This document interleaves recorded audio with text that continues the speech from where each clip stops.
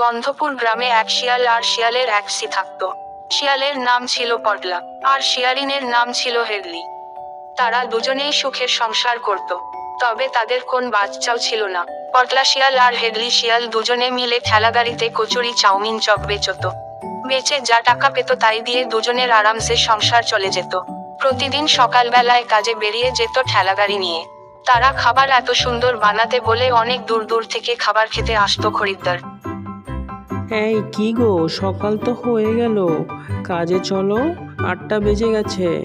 মালটালগুলো নিয়ে রেডি করো, গাড়িতে গ্যাসের ওভেন, গ্যাস গাড়িতে তোলো। তুমি জানো না আমাদের দোকানের খাবার কত ভালো হয়, তাই জন্যই তো দোকানে অনেক দূর দূর থেকে লোক আসে।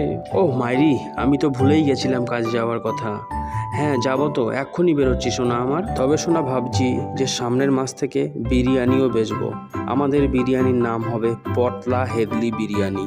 এরপর সামনের মাস থেকে তারা দুজনে মিলে বিরিয়ানি বেচতে শুরু করে, আর বিরিয়ানির নাম দেয় পটলা হেডলি বিরিয়ানি। এরপর পটলা হেডলি বিরিয়ানির নাম চারিদিকে ছড়িয়ে পড়তে তাদের বেচাকেনা আরো বাড়তে শুরু করে। দোকান বন্ধ করার আগেই বিরিয়ানি সব শেষ হয়ে যেত। এই দেখো, দুজন কাস্টমার এসেছে, জিজ্ঞেস করি কি খাবে।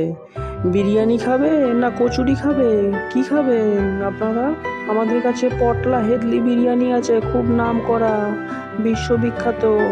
আমাদের আরও দুটো দোকান আছে। হ্যাঁ দাদা বৌদি বসেন। আমাদের বিরিয়ানিতে যে মাংসটা আপনি পাবেন সেটা আমার বউ হেদলির মাংস, খুব টেস্টি, কোম্পানি হেভি করেছে। এই নিন খান, আর খেয়ে বলবেন।